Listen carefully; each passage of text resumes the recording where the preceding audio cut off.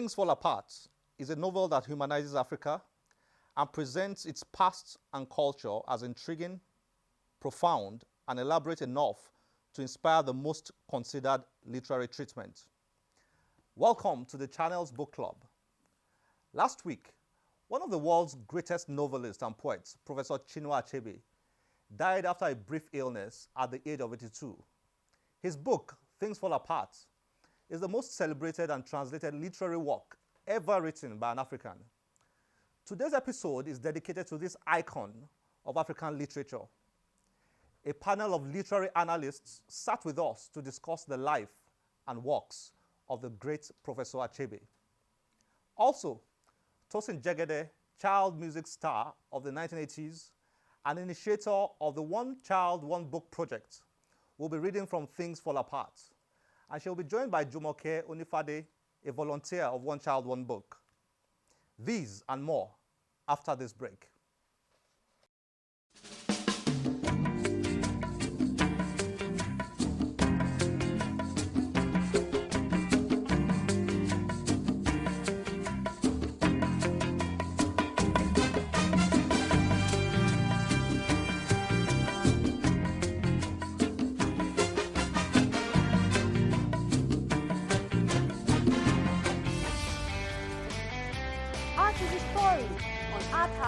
We start from the beginning.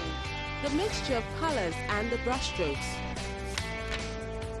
The chiseled wonders that link art and science. The steps in each performance.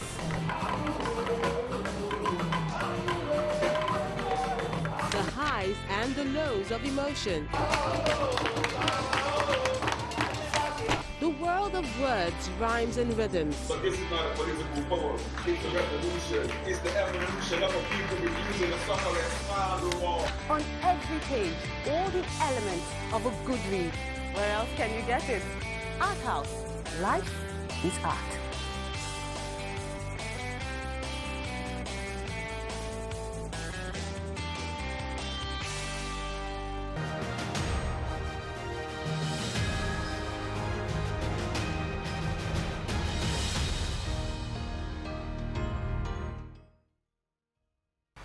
So you're welcome.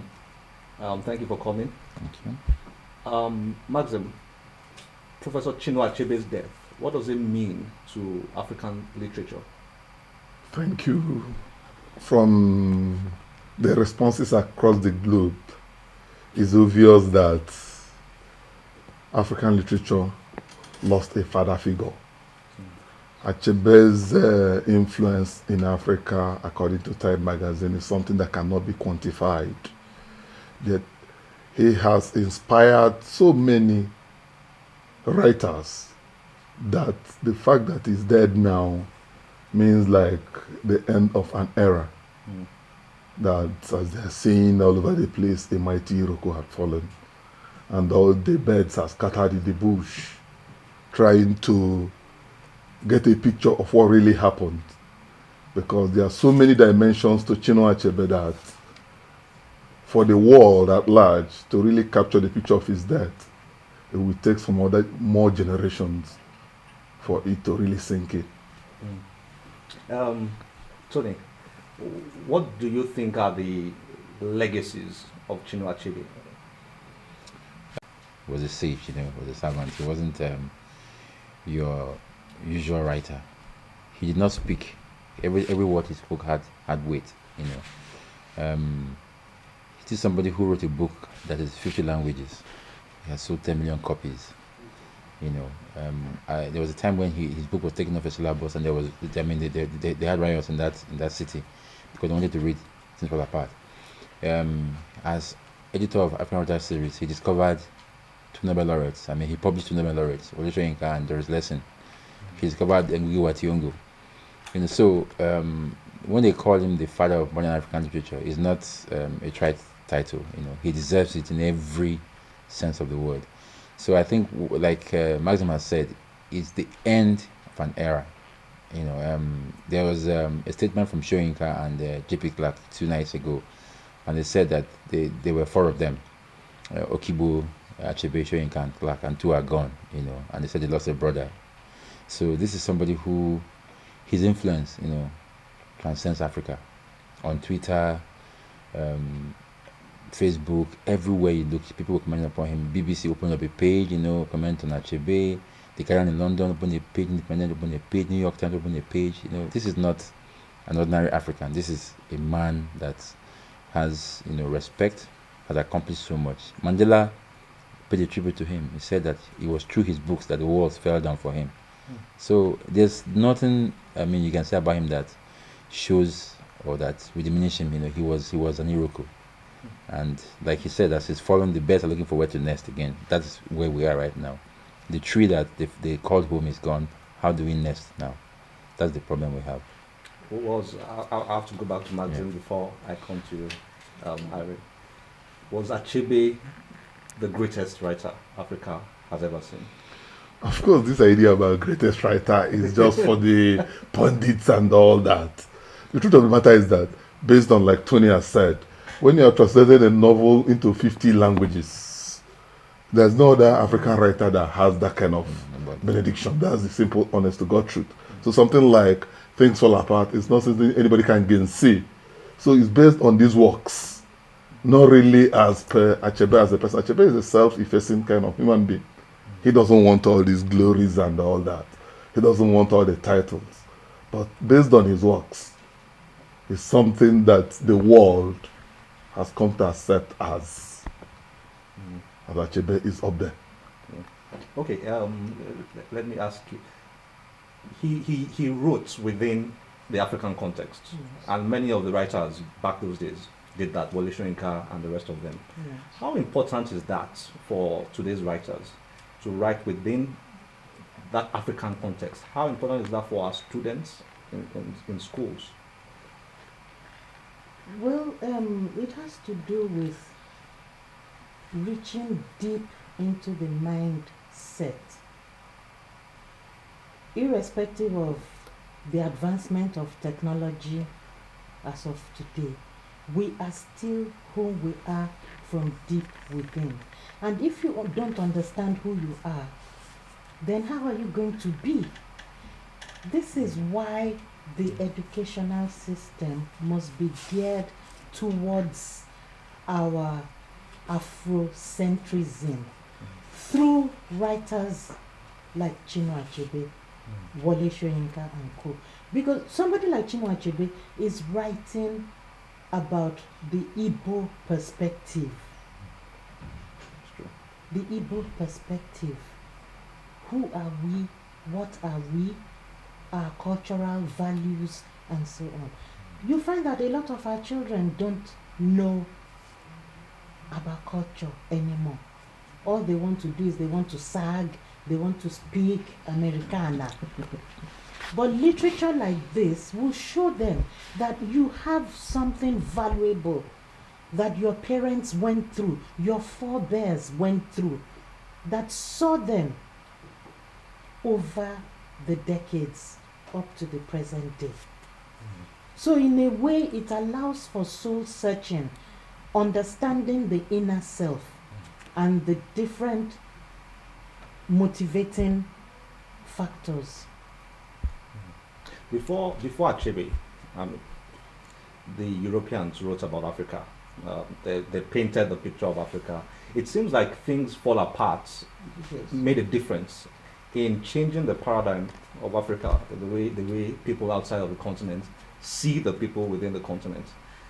How important was that in our history? Yes, hitherto the Europeans used to portray us as a savage people with terrifying practices and so on. Yes, fair enough, some of our cultural practices are questionable, but by and large, they're just a way of life. And this was what Achebe sought to present in his writing, to counter the derogatory way the Europeans treated or saw Africans, especially from his own people, where he wrote about what he knew. He was Igbo. He knew about the Igbo way of life, and he presented it. It is said in certain circles that the energy with which he explained that paradigm, that the African man is not a savage, and the Europeans are painting us, the wrong picture. It is said in certain circles that that is why he never won the Nobel Prize. Do you agree with that? I mean, a man who wrote a book that sold over 10 million copies, translated into over 50 languages, very prolific, very respected, very celebrated. Why didn't he win the Nobel Prize? Is that the reason? No, I don't think so. I mean, I'm hearing this for the first time actually. Achebe wrote Things Fall Apart, because he felt that Joseph Conrad's Heart of Darkness was racist in his in the way he contextualized Africa, and then that there was so much absence. The African didn't show. He said there were just 5 words spoken by an African in the whole book,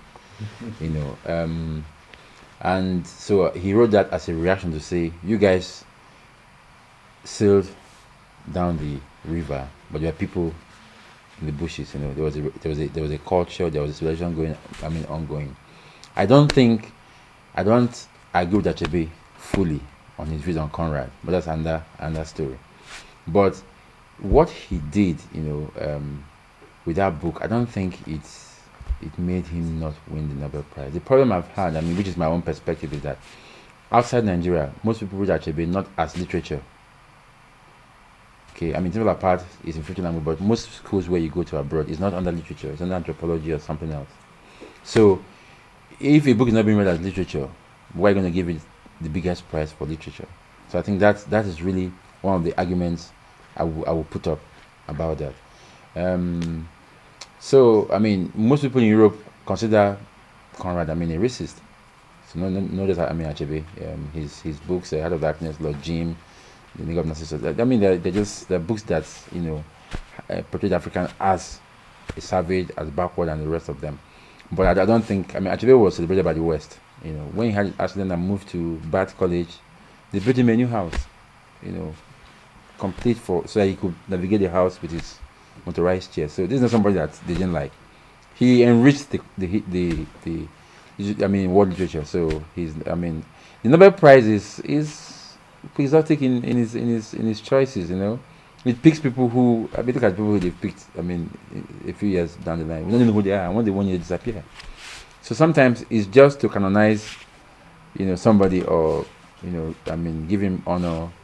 But Achebe has always been there. He's always been rumored. Unfortunately, he didn't get it before he died. But I don't think not winning the Nobel Prize diminishes him in any way at all. I think he's achieved what European writers will fight and die to achieve.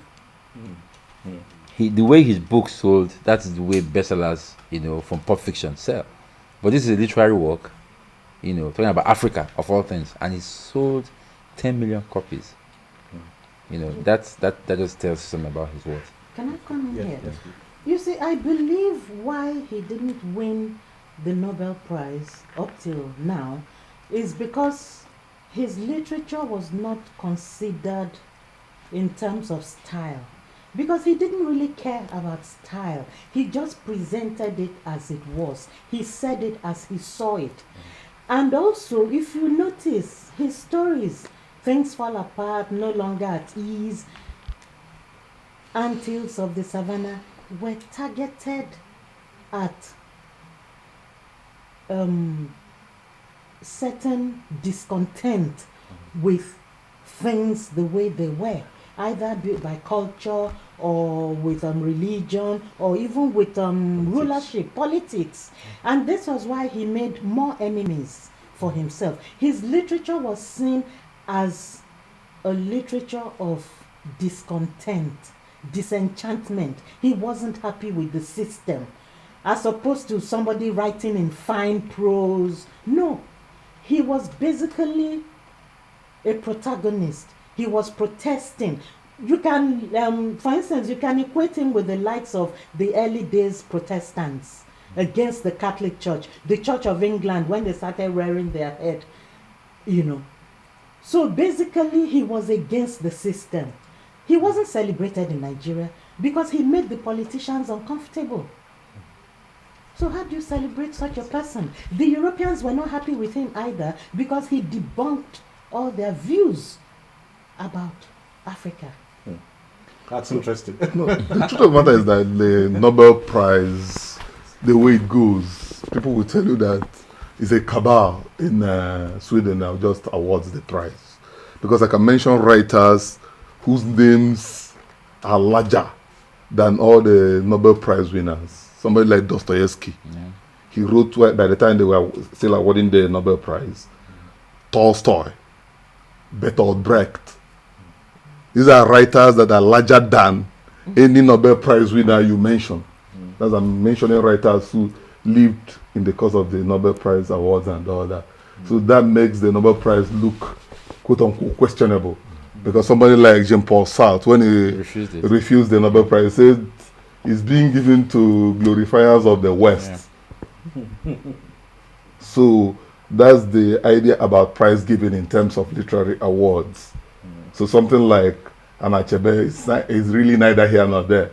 Anybody can make this argument, but these other writers we are talking about, are you going to say that Tolstoy in War and Peace does not deserve a Nobel Prize any day, any time? Or Dostoevsky with Crime and Punishment?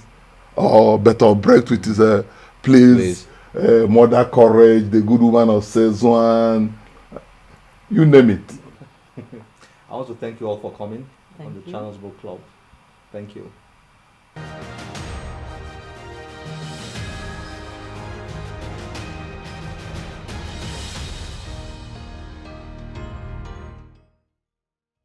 Tosin, it's nice to have you on the Channels Book Club. Thank you very much. My I pleasure. remember when you used to sing as a kid back those days. Yes. Chinua Achebe is dead. Yes. What do you think about Chinua Achebe? Wow. I think he's an inspiration to us, really. His works, his writing. I remember being really young and just being able to enjoy the pleasure of Things Fall Apart. Because of him, I know we have loads of young writers today. So we will forever miss him and his presence, but his works live on. So, Sure, yes. definitely. Yes. I would like you to read from Things Fall Apart Yes. to our viewers. The drums were still beating, persistent and unchanging.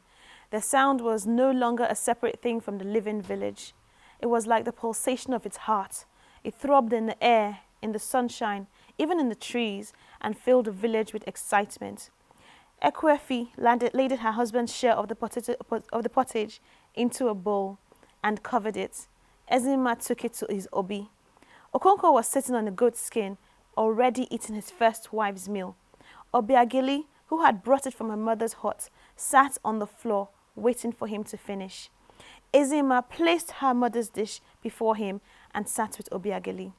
Sit like a woman, Okonkwo shouted at her. Ezima brought her two legs together and stretched them in front of her. Father, will you go to see the wrestling? Ezima asked after the suitable interval. Yes, he answered. Will you go? Yes. After a pause, she said, Can I bring your chair for you? No, that's a boy's job. Okonkwo was especially fond of Ezima. She looked very much like her mother, who was once the village beauty, but his fondness only showed on very rare occasions. Obiageli broke her pots today, Ezima said. Yes, she's told me about it, Okonkwo said between mouthfuls. Father, said Obiageli, people should not talk when they are eating or pepper may go down the wrong way. That is very true. Do you hear that, Ezima? You are older than Obiageli, but she has more sense. He uncovered her second wife's dish and began to eat from it. Obiageli took the first dish and returned to her mother's hut, and then Nkechi came in, bringing the third dish. Nkechi was the daughter of Okonkwo's third wife. In the distance, the drums continued to beat. The drums were beating in the background. And all that while, there was all this stuff going on with Okonkwo having to eat 3 meals brought by the daughters of his lovely wives. And it just goes to show me the expressions that was going on in the Igbo culture, I guess, in that time in the village. And just basically spending time with this main character, which is Okonkwo in this story. Yes. Thank you very much, Tosin, for coming. Thank you very much. My pleasure. We're happy you're here. Thank you very much.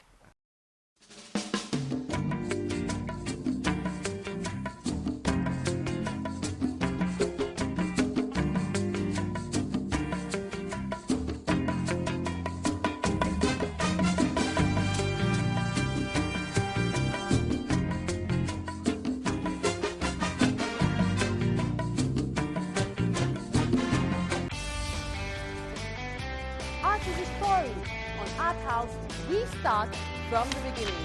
The mixture of colors and the brushstrokes. The chiseled wonders that link art and science. The steps in each performance.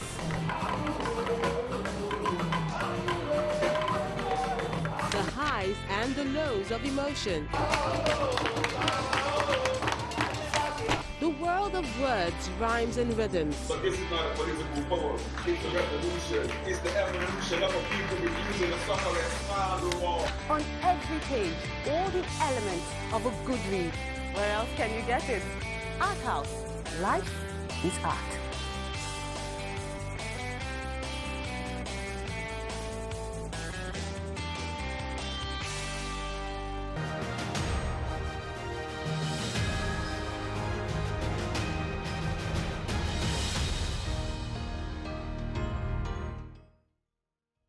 Thank you for coming on the channel's book club, Jumoke. No problem. Thank you. Chinua is dead. What do you think about Chinua Achebe? I think he's amazing. I think he really introduced me to a different world. I mean, to start with, I'm not Igbo, so it was nice to actually read about a different culture that I had very little knowledge about. So it was really insightful. When did you come back to Nigeria? In August, it'll be 3 years. When did you read Chinua Achebe's Just a few months ago, actually. Yeah, just a few months. First time?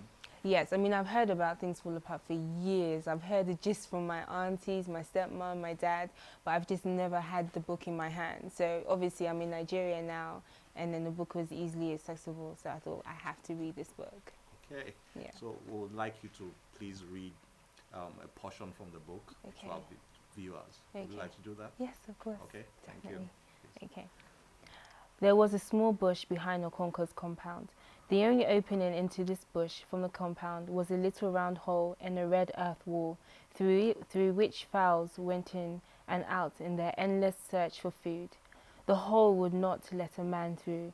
It was to this bush that Oberika led the commissioner and his men. They skirted round the compound, keeping close to the wall. The only sound they made was with their feet as they crushed dry leaves. Then they came to the tree from which Okonko's body was dangling, and they stopped dead. Perhaps our men can help us bring him down and bury him, said Oberika. We have sent for strangers from another village to do this for us, but they may be a long time coming. The district commissioner changed instantaneously. The resolute administrator in him gave way to the student of primitive customs.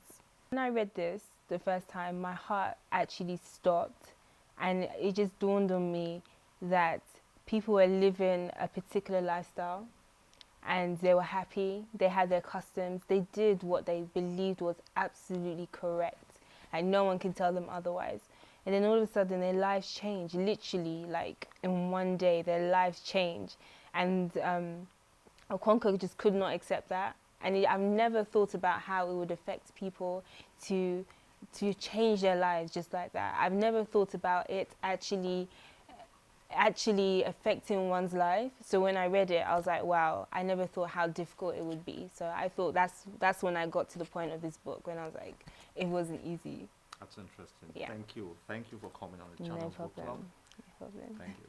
Thank you. Art is a story. On Art House, we start from the beginning. The mixture of colors and the brushstrokes.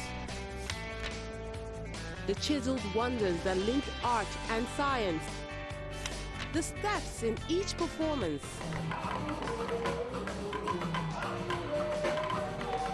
The highs and the lows of emotion.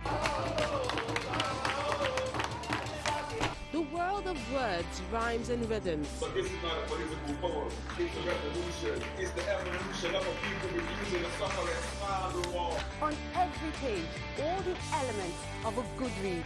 Where else can you get it? Art House. Life is art.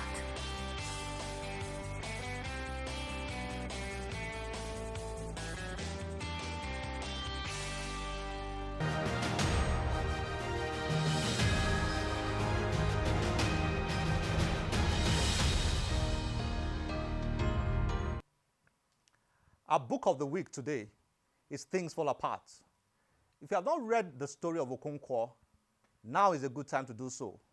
And if you have, try reading it again.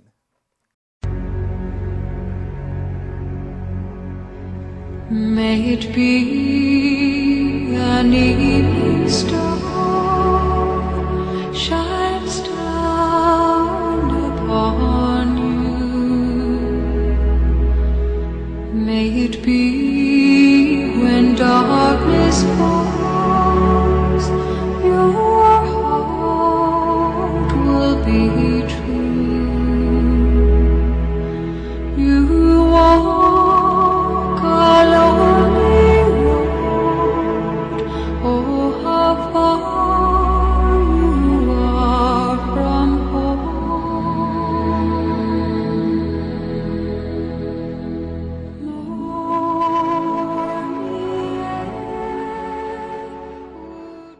My name is Chinua Achebe.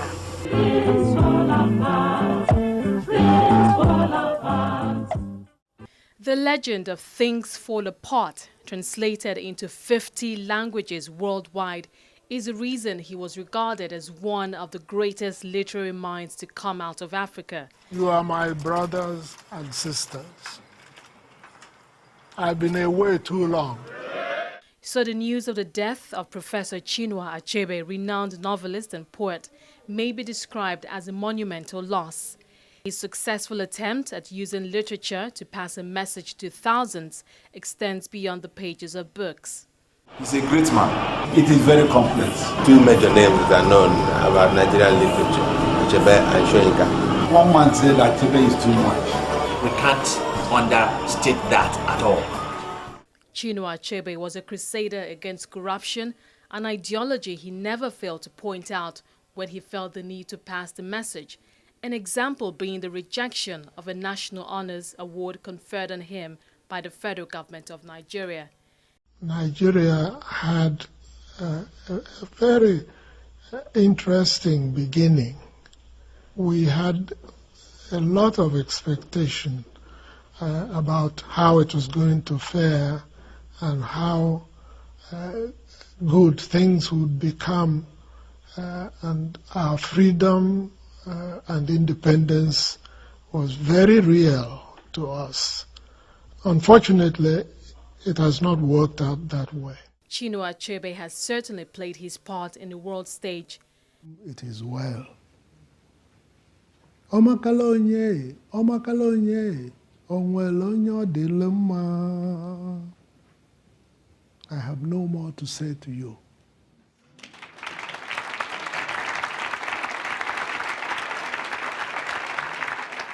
And his works will surely be remembered by generations across the world for a long time to come.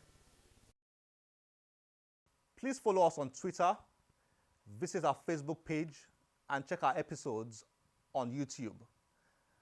My name is Olakunle Kasumo. Remember, one great book can change your life. Bye-bye.